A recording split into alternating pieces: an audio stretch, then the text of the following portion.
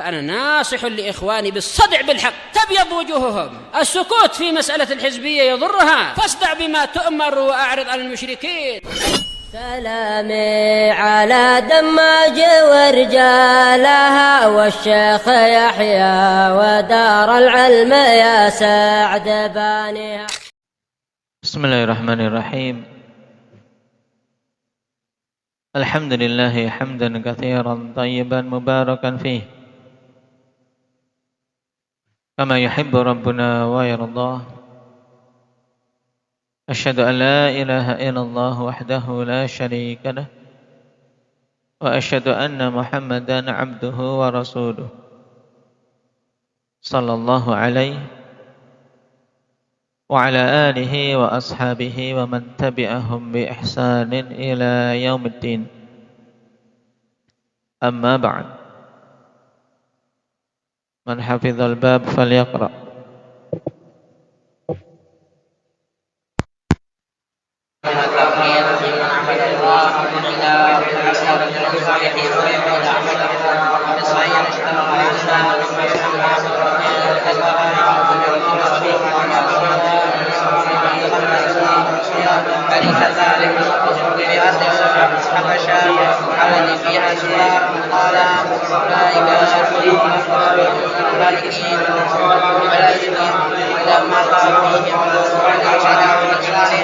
بنوا فيها بنوا على قوله مسجدا ونحن من أولئك شرارا على خلق عند الله عليه. هؤلاء جمعوا بين فتنتين الوحي وفتنة الأماتية ولهما عنها قالت لما نزل رسول الله صلى الله عليه وسلم فليبقى يطرق قميصا له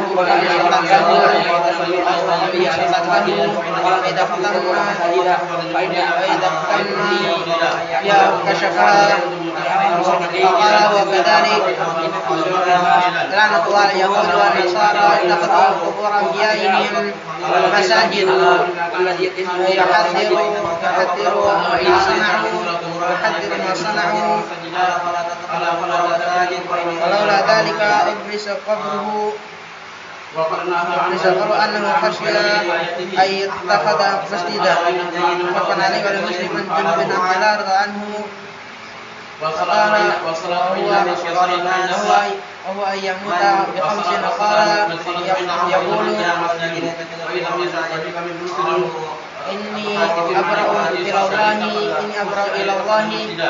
إني أبرأ إلى الله أن يكون لي منكم خليل فإنه قد اتخذني خليلا كما اتخذ إبراهيم خليلا ولو كنت متخذا أن يكون من أمتي خليلا لاتخذت إبراهيم خليلا لاتخذت أبا بكر خليلا فاتخذت أبا بكر خليلا.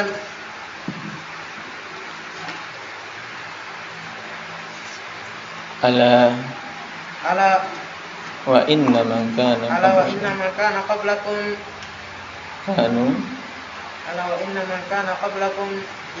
كانوا يتخذون قبور أنبيائهم مساجد فلا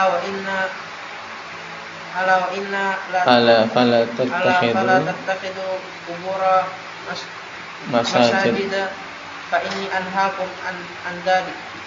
Baik. Nah, barakallahu fiikum. Pembahasan yang lalu kita selesai dari membaca adillah yang dibawakan oleh muallif rahimahullahu taala. Terakhir, hadis Abdullah bin Mas'ud radhiyallahu anhu.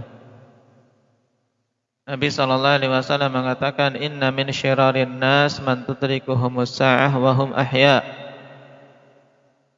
Bagaimana menjawab iskal antara hadis ini dengan hadis Taifah al-Mansurah yang senantiasa ada sampai tegaknya hari kiamat? Bagaimana menjawabnya? Indah Muhammad Naam, ahsan. Itu bahwasanya hadis Taifah al-Mansurah yang senantiasa ada ila an taqumas sa'ah, maksudnya sampai menjelang hari kiamat. Karena ketika telah dekat hari kiamat yang Allah tetapkan, Allah mengirim angin yang lembut, sehingga dengan sebabnya semua orang yang ada padanya keimanan meninggal. Baik, berarti kalau yang ada keimanan meninggal, semua yang tersisa apa? Sudah sambung. Orang-orang yang paling buruk, ya kan? Orang-orang kafir. Nah, seburuk-buruk orang. Nah, pada mereka lah tegak hari kiamat. Itulah yang dimaksud dalam hadis kita. Seburuk-buruk orang adalah yang mendapati hari kiamat dalam keadaan mereka hidup. Baik. Kalau kita perhatikan dari hadis-hadis yang kita ambil terkait kecaman keras atas orang-orang yang beribadah kepada Allah di sisi kubur orang saleh, bentuknya apa saja, datang dalam bentuk apa saja, kita perhatikan. Coba simpulkan endak ya Ismail.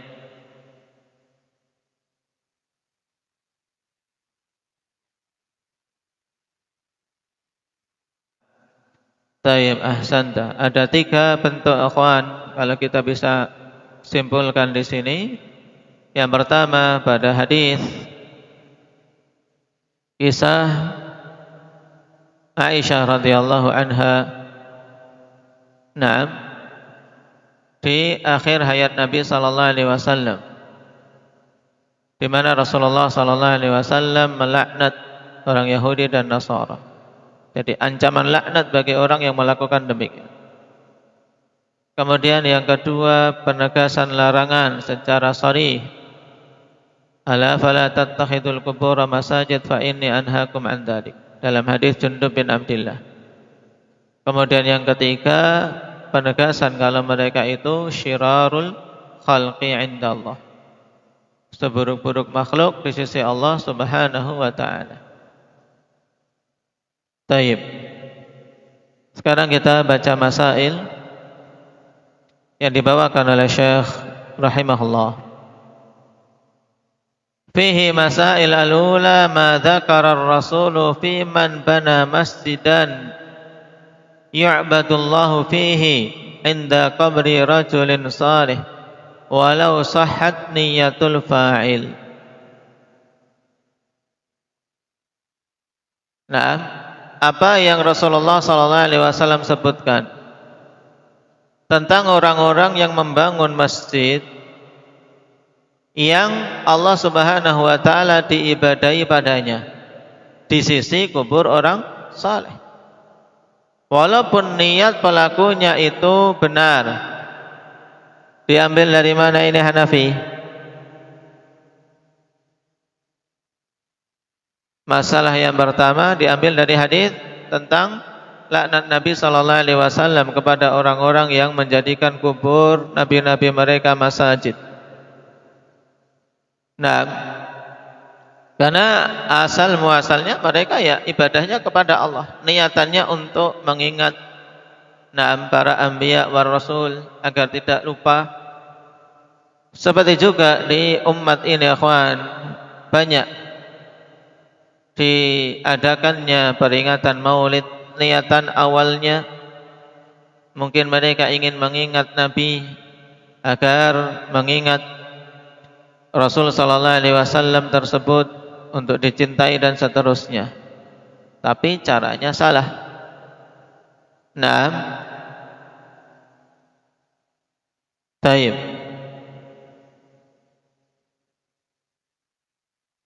Dan perkara tersebut tetap terlarang walaupun apa? Walaupun niatan pelakunya itu benar.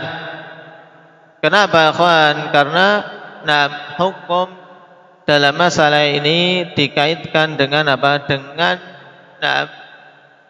perbuatan yang dilakukan Sehingga sekedar melakukan perbuatan itu sudah dilarang. Walaupun apa? Walaupun niatnya benar, tidak pengaruh. Membangun kubur di masjid atau sholat di membangun kubur. Membangun apa? Masjid di kubur. Nah, membangun masjid di kubur atau sholat di pekuburan. Nah, walaupun niatannya sahih, pengaruh tidak niatan ini? Adam? Hah? Baik. Nah,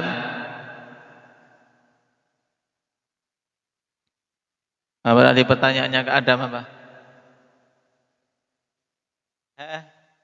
Apa pertanyaan Adam?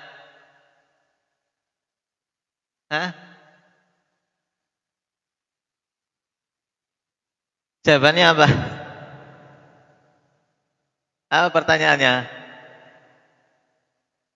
Hah? Eva?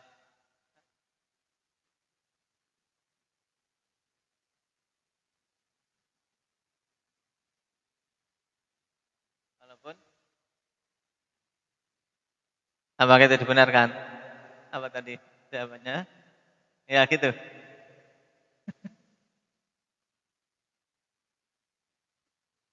Apa Dam? Hah? Nah, maka diperhatikan. Berarti ya kawan, niatan di sini, nah, hanya berlaku apabila amalan itu pada asalnya adalah amalan soleh. Maka niatan dituntut, niatan yang betul juga. Adapun amalannya itu adalah amalan yang batil, maka nah, niatan yang benar apakah berpengaruh? Hendaknya putra, tidak berpengaruh, tetap dihukumi perbuatannya. Perbuatannya apa? Batil, tetap dihukumi perbuatannya batil. Seperti juga tasyabbuh bil kufar. Nah, dengan sekedar perbuatan tersebut maka dihukumi haram tanpa memperhatikan niatan.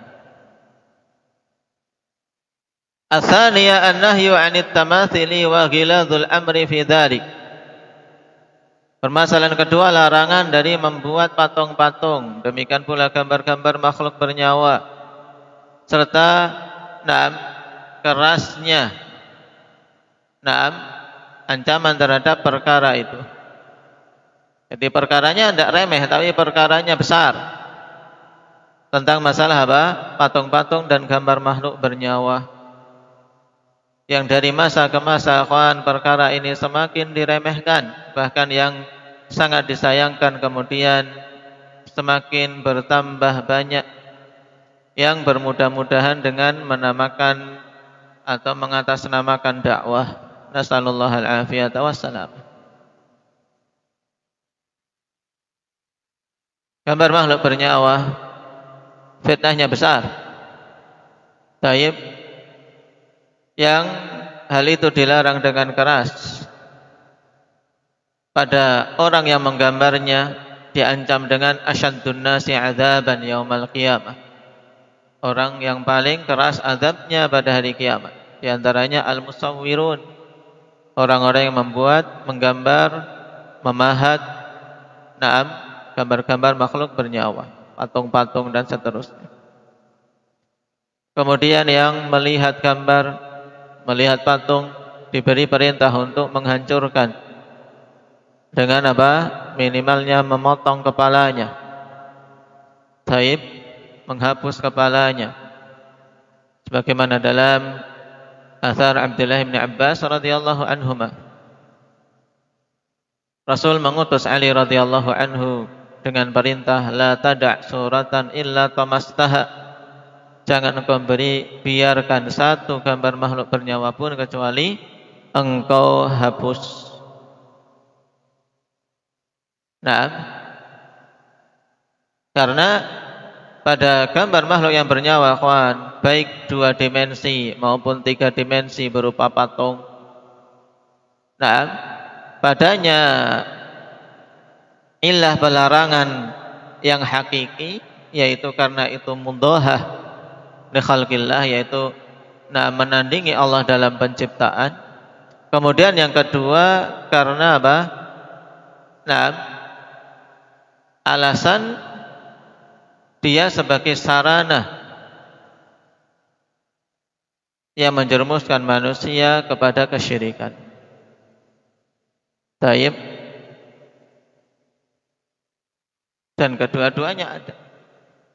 Sebagaimana kita lewati bagaimana terjadinya kesyirikan pada kaum Nabi Nuh.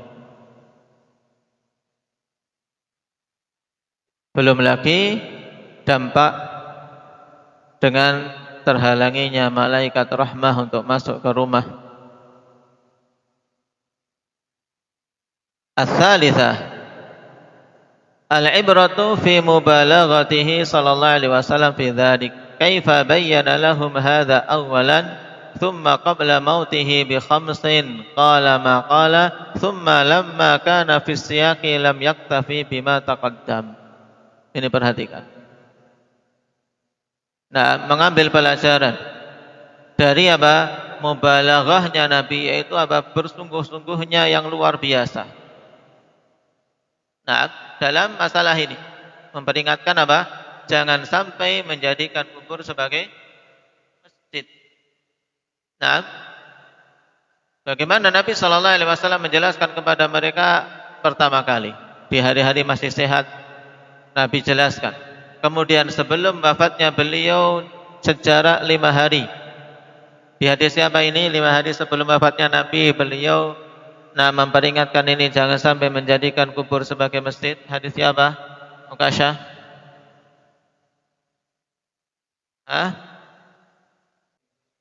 Dalam hadis Jundub bin Abdullah. Kemudian tidak cukup dengan itu. Ya, beliau katakan dalam hadis Jundub dengan perkataan yang sangat tegas, pelarangan. Taib, setelah menyebutkan tersesatnya orang-orang sebelum kita, di mana mereka membangun kubur-kubur sebagai masjid, membuatnya sebagai masjid, walaupun tidak ada bangunan, atau sholat, melakukan ibadah menghadap ke kubur. Sebagaimana telah kita lewati syarahnya. Kemudian ditegaskan ala fala tattakhidul qubura masajid. Fa ini anhaakum an dzalik. Tsumma lamma kana fi siyaq lam yaktafi bima taqaddam. Kemudian tatkala Nabi sallallahu alaihi wasallam pada kondisi kepayahan menghadapi kematian. Fi siyaq maksudnya apa? Fi siyaqil maut. Pada proses beliau mengalami kematian. Lam yaktafi bima taqaddam, beliau tidak mencukupkan dengan peringatan-peringatan yang telah lewat. Di hadis siapa ini ditunjukkan? Syukran. Hadis Aisyah radhiyallahu anha. Maka ini menunjukkan akhwan betapa pentingnya perkara ini untuk diperhatikan dan bahayanya kalau sampai dikesampingkan.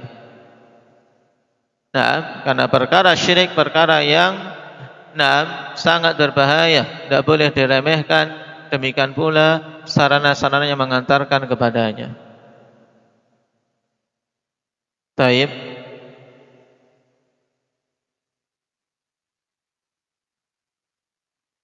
Ar-rabi'ah, nahyuhu an fi'lihi 'inda qabrihi qabla an yujadal qabr. Permasalahan keempat, pelarangan Nabi sallallahu alaihi wasallam dari melakukannya. Melakukan apa ini? Iqbal?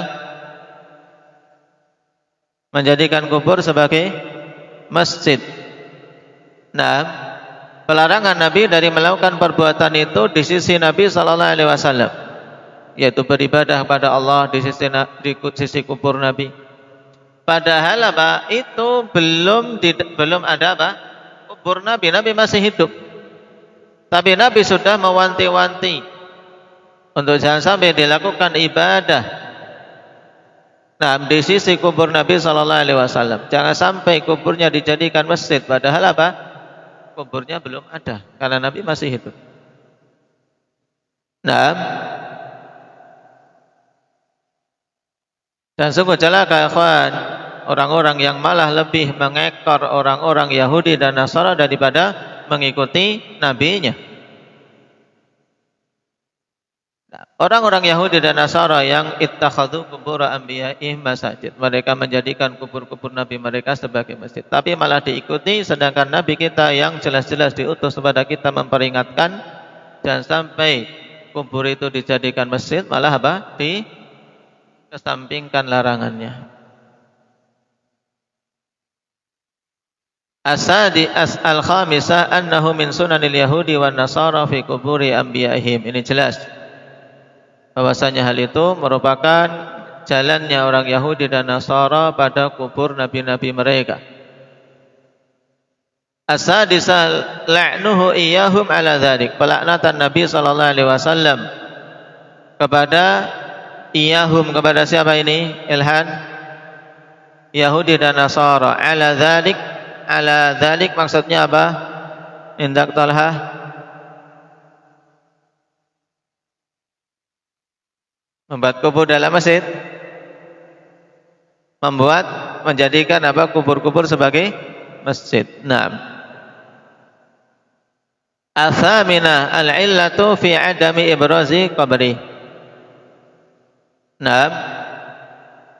Permasalahan ke-8 yaitu penjelasan sebab. Ke-7 belum.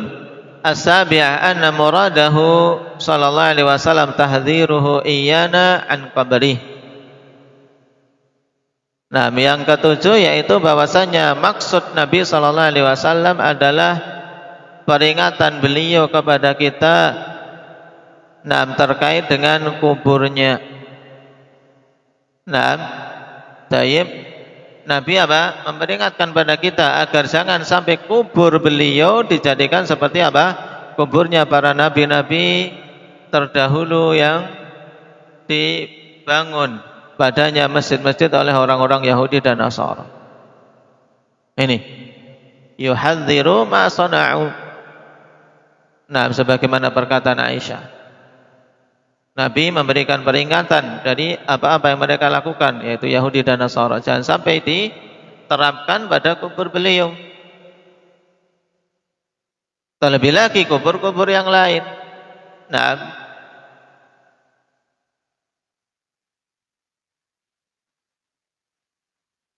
Athamina al-illatu fi adami ibrazi qabri. Ke-8 yaitu alasan dari tidak dinampakkannya kubur beliau atau tidak dikeluarkannya kubur beliau ke pekuburan umum, pekuburan Baqi' misalnya. Naam. Baik, sebagaimana dalam hadis apa? Lafaznya bagaimana Badri? Walau la dzalik ubriza qabruhu ghaira annahu khusyiya an yuttakhadha masjidan. Naam. Kemudian di sana ada illah yang lain. Apa alasan yang lain? Alasan pertama ini karena khawatir kalau dikeluarkan maka akan apa? Akan dijadikan sebagai masjid, sebagai tempat ibadah. Di sana ada alasan yang lain, apa itu Ilhan? Kenapa kubur Nabi tidak di tempat yang terbuka sebagaimana pekuburan para sahabat, tapi malah diletakkan di kamar Aisyah radhiyallahu anha?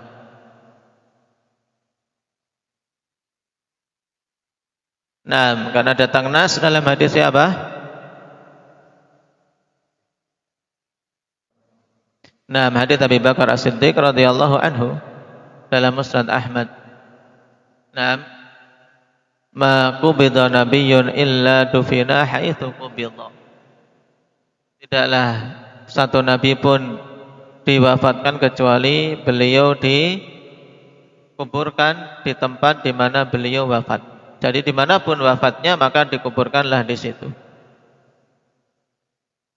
Dan sebagai faedah ikhwan, tidak ada satupun kuburan para nabi dan rasul yang diketahui secara pasti dengan dalil yang sahih kecuali kubur Nabi kita Muhammad sallallahu alaihi wasallam. Diketahui di situ. Adapun nabi-nabi yang lain, maka apa? Tidak diketahui pastinya di mana. Baik, makanya klaim tentang beberapa kubur Nabi seperti kubur Nabi Hud di Yaman itu banyak sekali, kawan. Kubur Nabi Hud tidak satu saja di Yaman. Semua mengklaim ini kubur Nabi Hud, ini kubur Nabi Hud. Jadi datangi di seperti orang-orang di sini ziarah ke sunan-sunan yang ada para wali. Dan ini pula hikmahnya. Allah Subhanahu wa taala jaga agar jangan sampai kubur-kubur para nabi tersebut apa? Dijadikan masjid-masjid. Nah, maka kita juga bersyukur kepada pemerintah Saudi atas upaya mereka untuk menjaga apa? Menjaga tauhid. Sehingga apa? Mereka-mereka yang ziarah ke kubur Nabi sallallahu alaihi wasallam tidak diberi apa? Waktu banyak. Sehingga sekedar lewat salam, nah, salam pada Nabi sallallahu alaihi wasallam, kemudian biasa langsung yang berhenti lama-lama langsung diusir, disuruh untuk cepat pergi. Untuk apa? Menutup celah mereka-mereka yang jahil, celah orang-orang melakukan kesyirikan dan menjadikannya sebagai apa? Sebagai masjid dengan ibadah salat menghadapnya misalnya. Karena fitnah terkait masalah kubur ikhwan luar biasa. Sangat mengherankan bagi orang-orang yang telah memiliki ilmu. Nah, bagaimana mereka diminta diseru setiap hari untuk apa? Ke masjid. Hayya 'alas shalah, hayya 'alal falah, berat. Tapi gantian setiap bulan Sya'ban. Nah, taib mereka berbondong-bondong ke kuburan. Walaupun sampai safar rombongan demi rombongan berbis-bis mengeluarkan dana, taib rihlah ziarah kubur yang tidak disyariatkan, bahkan dilarang dengan tata cara yang demikian. Kemudian terkait lafaz hadis akhwan, taib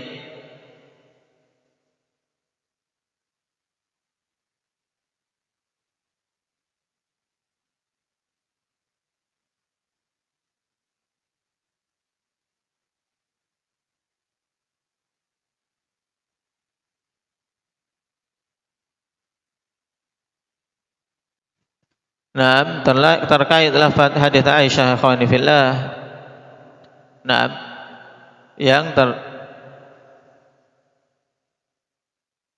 Walau la dzalika ubriza qabruhu ghaira annahu khusyiya an yuttakhadha masjidan.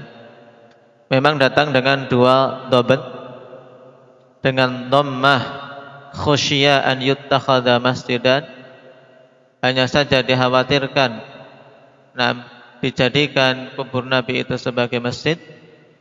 Kemudian dhabt yang kedua dengan apa? Fathah khasyiya an yuttakhadha masjidan. Adapun kalau dengan dhammah, maka ini konsekuensi dari makna bahwasanya yang ada padanya kekhawatiran adalah para sahabat. Sedangkan dengan fathah, konsekuensi maknanya bahwasanya Nabi sallallahu alaihi wasallam yang khawatir. Dan dari riwayat tersebut yang lebih zahir, yang lebih kuat, yaitu makna dari bentuk khusyiyah, bentuk mabni lil majhul. Yuhadziru ma sana'u. Kenapa? Karena setelah Aisyah menyebutkan peringatan Nabi sallallahu alaihi wasallam atas perbuatan mereka, maka para sahabat pun menerima peringatan itu. Kalau bukan karena peringatan itu, tentu akan dikeluarkan kuburnya. Hanya saja para sahabat khawatir kuburnya dijadikan masjid di waktu-waktu yang mendatang, waktu-waktu yang akan datang dengan jauhnya ilmu.